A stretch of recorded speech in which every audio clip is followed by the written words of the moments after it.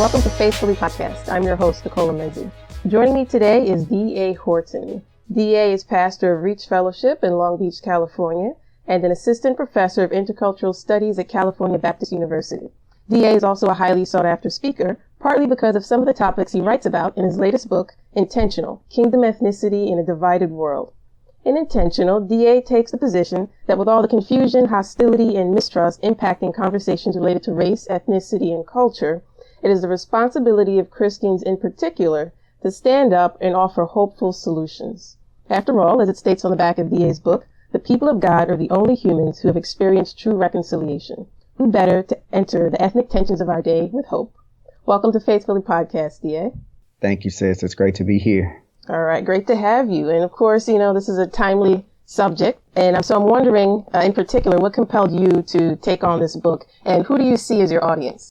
Yeah, I think broadly speaking, American Protestants, because a lot of the nuances socially are here directly in the United States of America, a lot of the cultural nuances and references and rhythms specifically to the United States of America.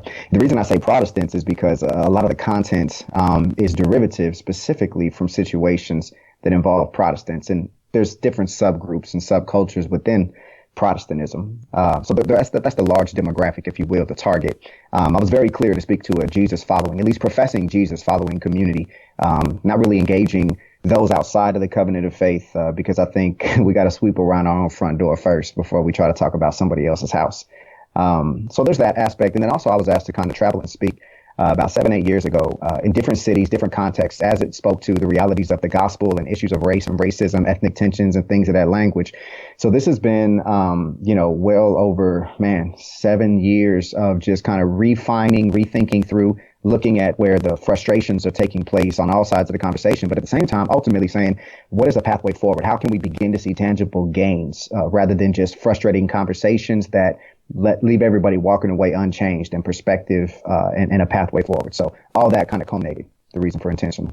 Okay, and you mentioned, and you gave a caveat there also when you mentioned that your audience are, is U.S. Protestants, Jesus following Protestants or confessing, right? Yes, ma'am. I'm wondering at the same time, because you're saying that once, or if we could get our stuff together, that we could actually impact the culture, the greater culture, and show them the way. But if you look at the state of the church right now, or the dominant face, right, of what the U.S. church is, it seems like we got a whole lot of mess going on, particularly when it comes to race. And when you look at different issues, when you bring in politics and whatnot, the dominant face of the church is kind of messy right now. So I don't know, where would we get off trying to tell the culture, follow us as we attempt to follow Christ in entering what you call a kingdom ethnicity?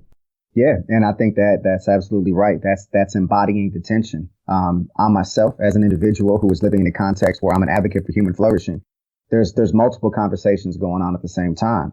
There's issues revolving women's rights, fair wages. There's issues, dealing with immigration, asylum seekers, refugees. Those individuals don't have to be professing followers of Christ for me to engage the dialogue and to seek to mobilize for human flourishing. So I think that conversation is going on. At the same time, conversations that are in-house, internal. So I kind of like to thinking through the realities of engaging my neighbors. Well, there is a dual responsibility. I have a responsibility to my wife and my children, ensuring that our lights are on, there's food on the table, there is a safe place for them.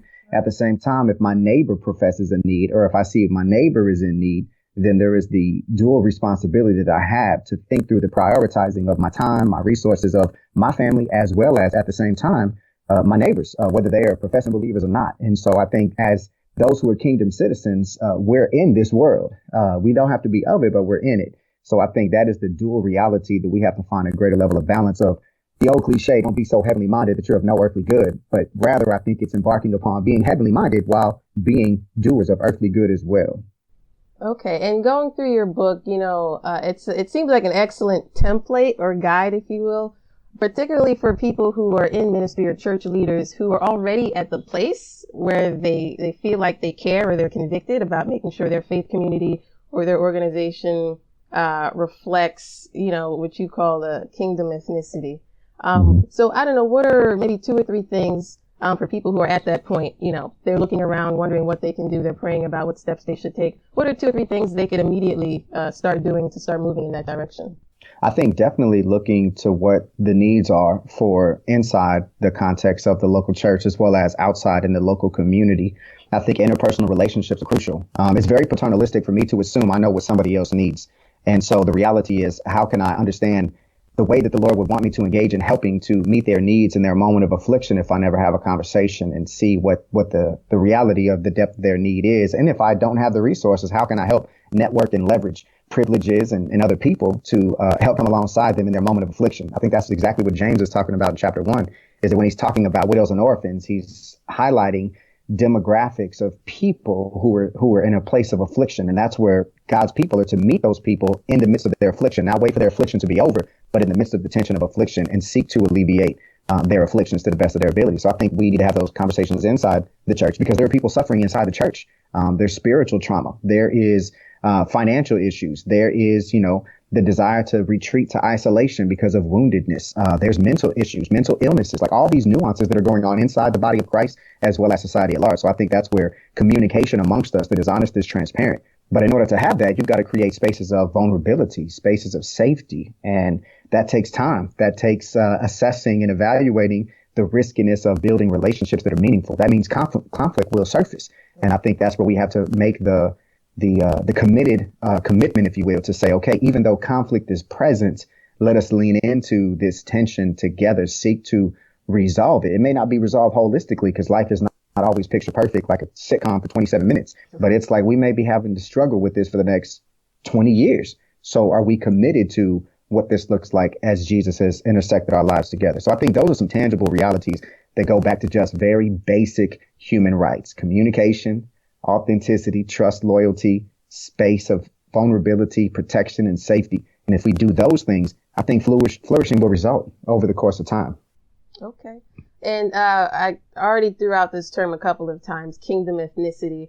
And I noticed you, I don't know, reterm or rephrase some of the common terms you might use in general. For example, kingdom ethnicity, which you can define briefly. And then also, instead of racial reconciliation, which is all over the place, right? You Sure. kind of distill it down to what you think is a more accurate terminology, ethnic conciliation. So define those two terms for us. Yeah, it's just, going back to the reality of race versus ethnicity.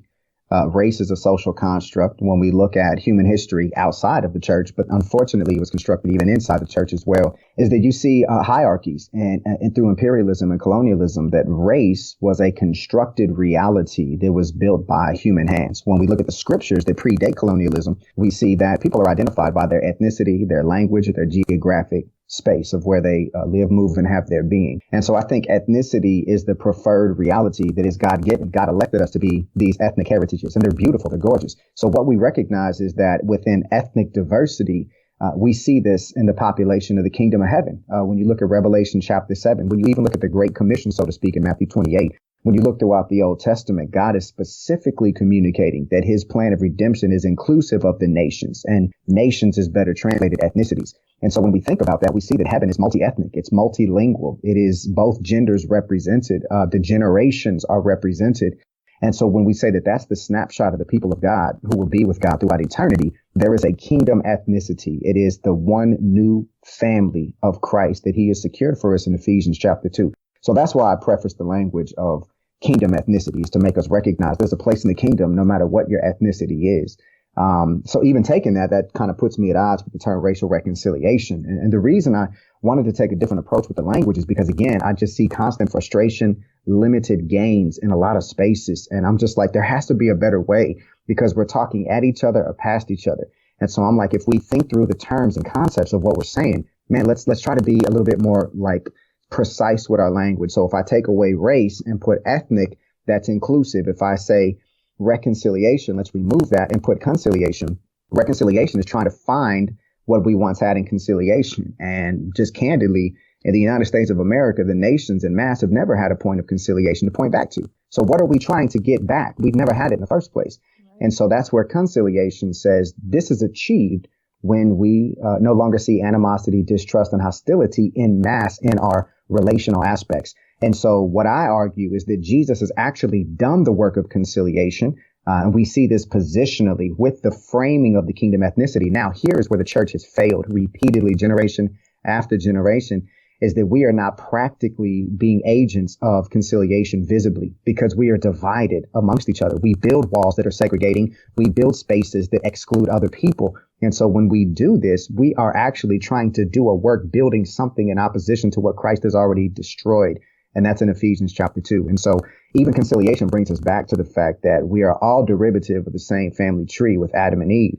You see this in Acts 17:26. Adam, it's through his bloodline that the nations of the world came. Eve is the mother of all living.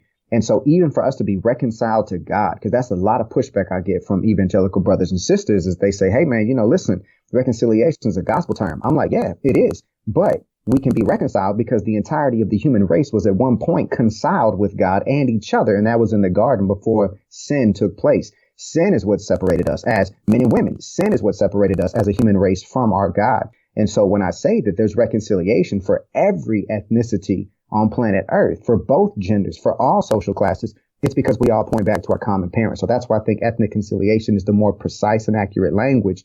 But it's not this sweet by and by, oh, we'll see it in heaven. Nah, God has asked us to do the work here on this side of eternity to make his kingdom more visible. Okay. And I get the kingdom ethnicity and the ethnic conciliation terminologies you're using. But one thing that jumped out at me is your phrase of, instead of using racism necessarily, I feel like a lot of times you go for the sin of partiality. Mm-hmm. And I get that maybe that's because of your intended audience. But at the same time, sometimes I think it's good to keep the terms as they are. Because when you say racism, I think it draws certain images or understandings into a person's mind. But then I feel like when you look at the phrasing, the sin of partiality, it may soften the meaning a bit of what, when you actually intend to point to racism. So I don't know. Are you also attempting to maybe soften some of these terms to not put people off in particular? Absolutely not. The reason that I'm not attempting to soften anything is, again, I'm trying to be more precise with the biblical language. If I'm speaking to Christians, what I'm introducing or reintroducing us to is a framework for how God deals with the severity of sin. The reality of God's dealing with sin, we see in the reality of the cross, but we also see with him disciplining his children who consistently seek to walk in disobedience. Often, what I have seen and what I've experienced is with the term racism, you have individuals that say, I can never be racist because I don't hold positions of privilege and power. Then you also have individuals that say, I'm not a racist because I didn't own slaves. And so I think often people can use the term racism and wiggle out of it to say, yeah, that ain't me. That ain't me. That's not my intention. You don't know my heart. You don't know my motives. And so I see a lot of people bypassing the realities of the implications of them participating in partiality, but they're never being called to the carpet to engage with it because in their mind, they see themselves as one who could never be racist.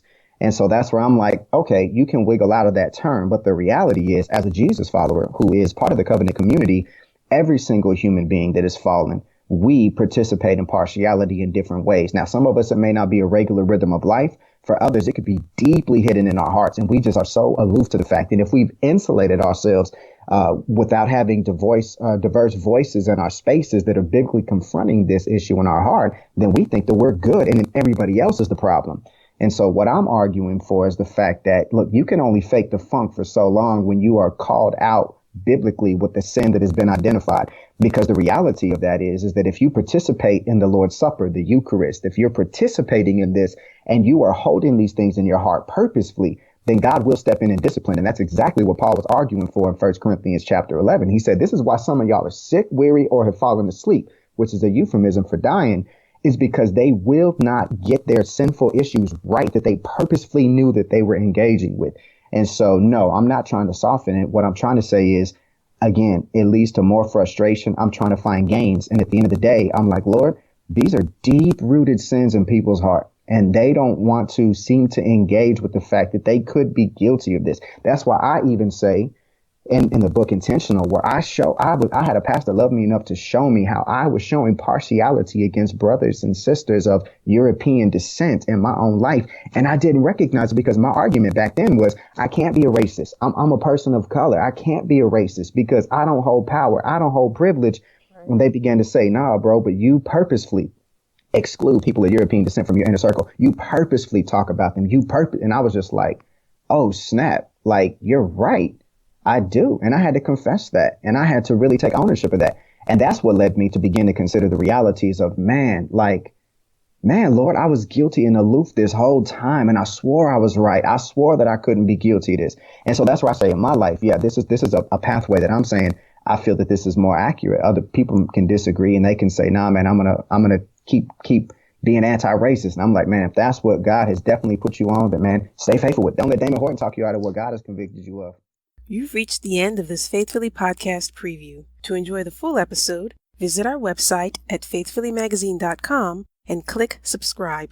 By subscribing, you become a Faithfully Magazine partner and get to enjoy such benefits as access to our web-exclusive interviews, profiles, and features, access to new and archived content from the magazine, first looks at our best content before it goes live, a free Do Good, Obey God, Stay Woke motto t-shirt, and more. You can subscribe for as little as $1 for the first month and cancel at any time. Visit faithfullymagazine.com for details.